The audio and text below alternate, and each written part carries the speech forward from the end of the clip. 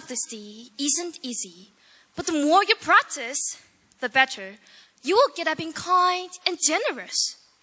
However, is it worth it to put other people's needs before your own? Ladies and gentlemen, welcome to Bella Show. We will be talking about altruism in today's show. We are sure our guests today will be sharing their most valuable experiences regarding this topic. Put your hands together for Miranda, the senior foreign correspondent, Jack, the captain of the search and rescue, is also here along with Dr. Liu. Thank you, Bella. Without doubt, a doctor puts others' needs first. There are millions of lives and places around the world that need to be rescued all year round. We're fighting against time and boundaries, trying to save every life. Exactly. Dr. Liu is what we call a doctor without borders.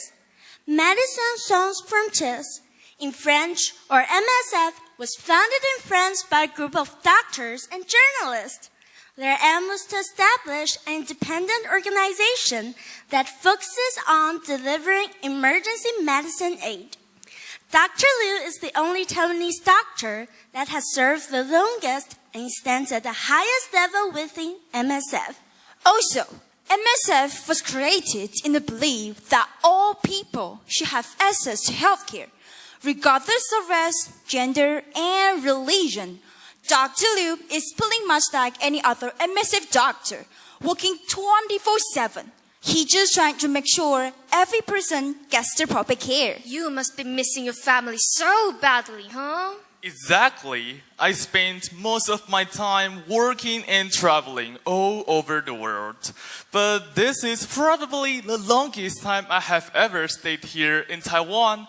That's why my parents want me to thank you for keeping me occupied here. That's so true. Thanks to modern technology, he Skypes with his family quite often to ease his homesickness. You are 38 now, right? Have you ever thought about making a career change since this job keeps you busy all the time and may even put you in a critical situation? Yes, I thought about throwing myself into the business field, but I failed. Wow, business, huh? That's a dramatic transition. And Dr. Liu joined the MSF group all of a sudden, which has radically changed his life. His first mission was to be dispatched to South Sudan, where fighting and war are breaking out constantly. Wow, you are such a rebel, huh? I will be the first one to get rescued if I went there. Tell me, did you attend different views after joining that organization? Well, I slowly realized one thing. There is not much of a difference when we lack one doctor here in Taiwan, but in a more impoverished country, there can be only one doctor, and the doctor can be a messiah in that area. Every area that Dr. Liu went into was dangerous.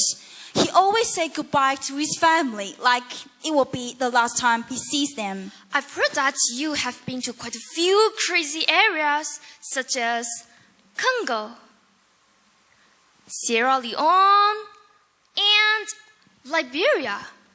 Which place has made the most unforgettable memory in your rescue life? Of course, the one in Masisi territory of the Congo. Absolutely. We were in the worst situation of civil war then.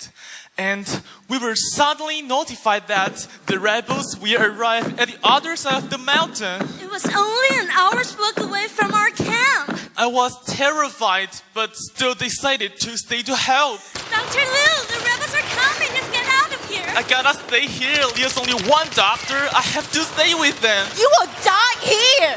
Just go. I'll be fine. Dr. Liu, please, please. Thank God! The troops were held up due to the rainstorm. We were able to pack and move. It was a close call. Not kidding. Every rescue is like a near-death experience. Your mom was also in a critical condition at that time. Did you make time to visit her? Yes, I got an email from a family right in the middle of the operation saying that my mom was in danger and was sent to the ER, but I got stuck there. Dr. Liu was totally in shock and didn't know what to do.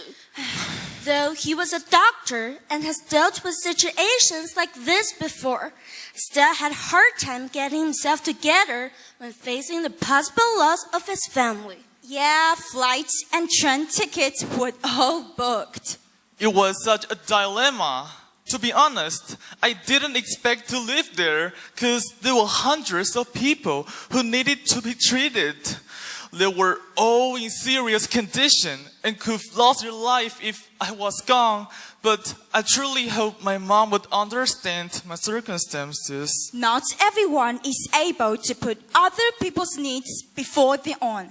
For Dr. Liu, it was the hardest battle he had ever fought. Thank God my prayers were heard. My family emailed me 2 days later, telling me that my mom's situation had become stable. That's awesome. I believe your mom must be so proud of you. I came to realize that MSF is not just merely a job, but more like the appreciation of life and the respect for human values. You speak my mind. The insufficient manpower and resources coupled with the non-stop works. Everything's like a nightmare. One can never wake up.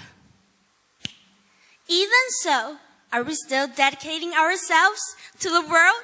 Yes! Yes, for sure. Mandela says, it always seems impossible until it's done.